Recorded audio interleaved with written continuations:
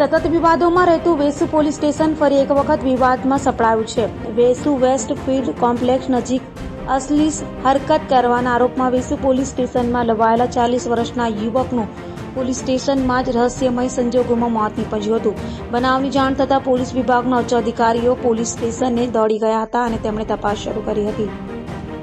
સુરતના પોશ વિસ્તારમાં યુવતીની છેડતી બાદ સાગર સુશીલ નેવટિયાનું પોલીસ મથકમાં મોત થયું હોવાનું સામે આવી રહ્યું છે. વેસુ વિસ્તારમાં આગમવર્ડ કોમ્પ્લેક્સમાં જાહેરમાં યુવતી સામે અશ્લીલ ચેનવાળા કરીને છેડતીનો યુવક પર આરોપ લગાવવામાં આવ્યો હતો.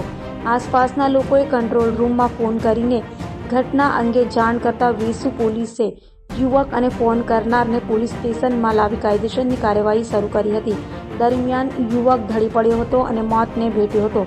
હાલ તો બનાવને લઈ પોલીસે વધુ તપાસ હાથ ધરી છે. ગઈકાલ તારીખ 16 માર્ચ 2024ના રોજ કંટ્રોલ તરફથી 12:35 વાગે વેસુની PCR 37ને કોલ આપવામાં આવેલ કે આગમ શોપિંગ વર્લ્ડ પાસે આવેલ વેસ્ટફિલ્ડ ખાતે કોલરને પોલીસ મદદની જરૂર છે. જેથી PCR 37ના ઇન્ચાર્જ હિતેશ નાઓ તથા એક LR સાથે તાત્કાલિક ત્યાં વેસુ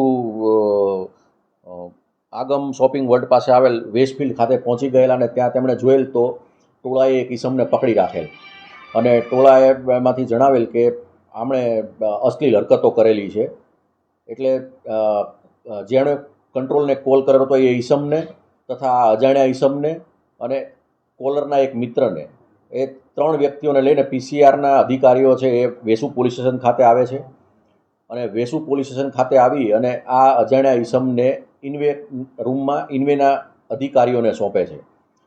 ઇન્વેના અધિકારીઓ દ્વારા તેની અજાણ્યા ઈસમની પૂછપરછ કરવા જતાં આ અજાણ્યો ઈસમ છે એમ જણાવે છે કે મારે પહેલાં પાણી પીવું છે, એટલે એને પાણી પીવડાવવામાં આવે છે.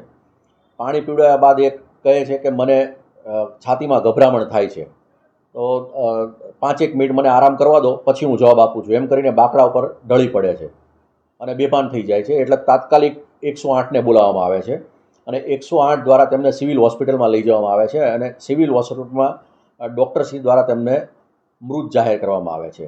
જેના અનુસંધાને વેસુ પોલીસ સ્ટેશનમાં અકસ્માત મોત દાખલ કરવામાં આવે છે અને બનાવ પોલીસ કસ્ટડીના અંદર બેભાન થયેલ હોય, કસ્ટોડિયલ ડેથ ન હોય, આ EDની તપાસ અમોએ જાતે સંભાળેલ છે અને આમાં સબ ડિવિઝનલ મેજિસ્ટ્રેટ દ્વારા ઇન્ક્વેસ્ટ પંચનામું ભરવામાં આવેલ છે અને પેનલ ડૉક્ટરશ્રી દ્વારા ફોરેન્સિક PM અત્યારે ચાલુમાં છે અને સાહેદોના સ્ટેટમેન્ટ લઈ આગળની કાર્યવાહી કરવામાં આવશે.